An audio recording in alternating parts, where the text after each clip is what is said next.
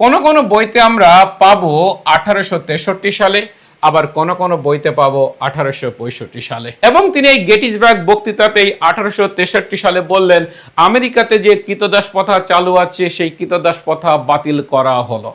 সাংবিধানিকভাবেই বাতিল করতে হয়, মুখের কথাই বাতিল হয় না।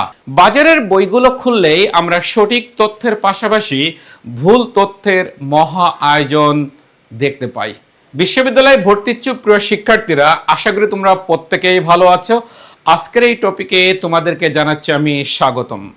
আমি মোহাম্মদ নবাব আলী দীর্ঘ 18 বছর ধরে বিসিএস এর শিক্ষার্থীদের ক্লাস নিচ্ছি এবং আমি মাঝে মধ্যে বিশ্ববিদ্যালয়ে ভর্তিচ্ছুক শিক্ষার্থীদের ক্লাস নিয়ে থাকি। বাজারের বইগুলো খুললেই আমরা সঠিক তথ্যের পাশাপাশি ভুল তথ্যের মহা আয়োজন দেখতে পাই। ঠিক তেমনই একটি প্রশ্ন, মার্কিন যুক্তরাষ্ট্রের কৃতদাস প্রথা বিলুপ্ত হয় কত সালে? কোন কোন বইতে আমরা পাবো 1863 সালে, আবার কোন কোন বইতে পাবো 1865 সালে। বাট একটি প্রশ্নের উত্তর একটাই হয় এমসিকিউ কোশ্চেনের ক্ষেত্রে। আমরা আজকে দেখে নিব এই প্রশ্নের সঠিক উত্তর কোনটা হবে। মনোযোগ সহকারে শুনি। মার্কিন যুক্তরাষ্ট্রের উত্তর দিকের রাজ্যগুলো ছিল শিল্প প্রধান রাজ্য এবং দক্ষিণ দিকের রাজ্যগুলো ছিল কৃষি প্রধান রাজ্য। উত্তর দিকের রাজ্যগুলো ক্রমান্বয়ে উন্নতি করছিল আর দক্ষিণ দিকের রাজ্যগুলো ক্রমান্বয়ে পিছিয়ে পড়ছিল।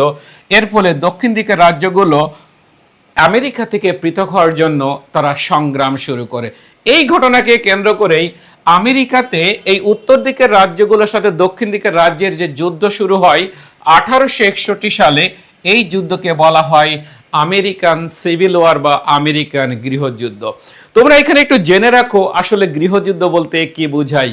গৃহযুদ্ধ হচ্ছে, যার ইংরেজি হচ্ছে সিভিল ওয়ার, যখন একটি দেশের মানুষের মধ্যে যুদ্ধ হবে, দুটি পক্ষের মধ্যে যুদ্ধ হবে, যেখানে বাইরের কোনো দেশের কোনো শক্তি ইনভলভ হবে না, তখন সেই যুদ্ধকে বলা হবে সিভিল ওয়ার, যার বাংলাকেই গৃহযুদ্ধ।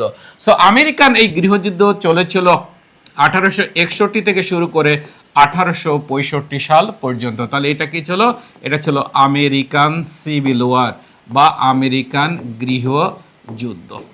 খেয়াল করবে, এই যে গৃহযুদ্ধ যখন চলে তখন আমেরিকার প্রেসিডেন্ট ছিলেন যিনি, তার নাম হচ্ছে আব্রাহাম লিঙ্কন। তার নাম কি? তার নাম হচ্ছে আব্রাহাম লিঙ্কন। এই আব্রাহাম লিঙ্কন তিনি ছিলেন আমেরিকার 16তম প্রেসিডেন্ট এবং তিনি ছিলেন রিপাবলিকান দল থেকে নির্বাচিত প্রথম প্রেসিডেন্ট। এই গৃহযুদ্ধ চলাকালে আমেরিকার পেনসিলভানিয়া অঙ্গরাজ্যের গেটিসবার্গ নামক জায়গাতে 1863 সালে কি করা হলো? এক রাজনৈতিক সমাবেশের আয়োজন করা হলো। সেই রাজনৈতিক সমাবেশে দাওয়াত পেলেন কে বা আমন্ত্রিত হলেন কে? মার্কিন যুক্তরাষ্ট্রের তৎকালীন প্রেসিডেন্ট আব্রাহাম লিঙ্কন। এই আব্রাহাম লিঙ্কন এই সমাবেশে গেটিসবার্গে দাঁড়িয়ে 2 মিনিটের একটি বক্তব্য দিলেন, যে বক্তব্যের মধ্যে উল্লেখযোগ্য কথা ছিল democracy is a government of the people, by the people, for the people. তাহলে তোমাদের কিন্তু এখান থেকে পরীক্ষাতে প্রশ্ন আসে উক্তি থেকে। এই উক্তিটি কে দিয়েছেন? Democracy is a government of the people, by the people, for the people.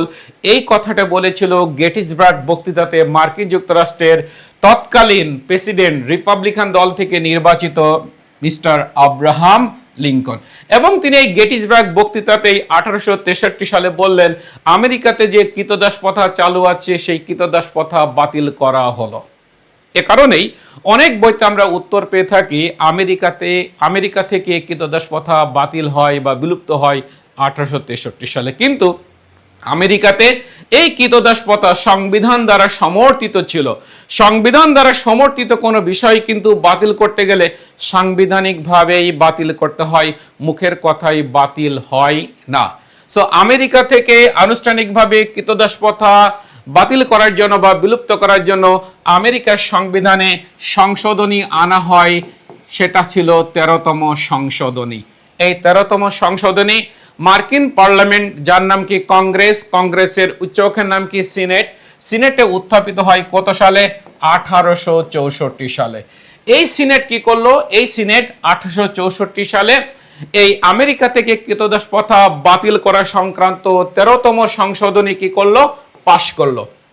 এরপর 1865 সালে মার্কিন পার্লামেন্ট কংগ্রেসের নিম্নকক্ষ হাউজ অব রিপ্রেজেন্টেটিভ বা প্রতিনিধি পরিষদে উত্থাপিত হয় এবং এই প্রতিনিধি পরিষদে 31 জানুয়ারি 1865 সালে আমেরিকা থেকে ক্রীতদাসপ্রথা বাতিল সংক্রান্ত সংশোধনী পাশ করা হয়, যার মাধ্যমেই 1865 সালে আমেরিকা থেকে ক্রীতদাসপ্রথা আনুষ্ঠানিকভাবে বিলুপ্ত হলো।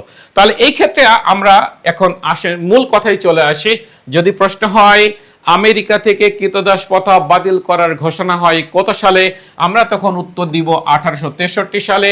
আর যদি প্রশ্ন হয় আমেরিকা থেকে ক্রীতদাসপ্রথা বিলুপ্ত হয় কত সালে বা বাতিল হয় কত সালে, তখন আমরা উত্তর দিব 1865 সালে।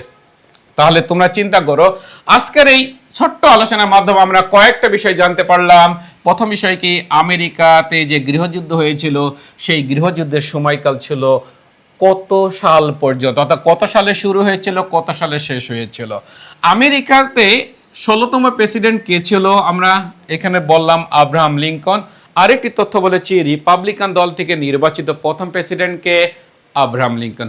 আরেকটি তথ্য আমরা জানতে পেরেছি এই আলোচনা থেকে, মার্কিন পার্লামেন্টের নাম কি, মার্কিন পার্লামেন্টের নাম জানতে পেরেছি কংগ্রেস, যার উচ্চ অক্ষের নাম কি, উচ্চ অক্ষের নাম হচ্ছে সিনেট, আর নিম্ন অক্ষের নাম কি, নিম্ন অক্ষের নাম হচ্ছে হাউজ অব রিপ্রেজেন্টেটিভস বা প্রতিনিধি পরিষদ। তাহলে আরেকবার বলি, যদি প্রশ্ন হয় আমেরিকা থেকে ক্রীতদাসপ্রথা বাতিল হয় কত সালে, উত্তর দিব 1865 সালে।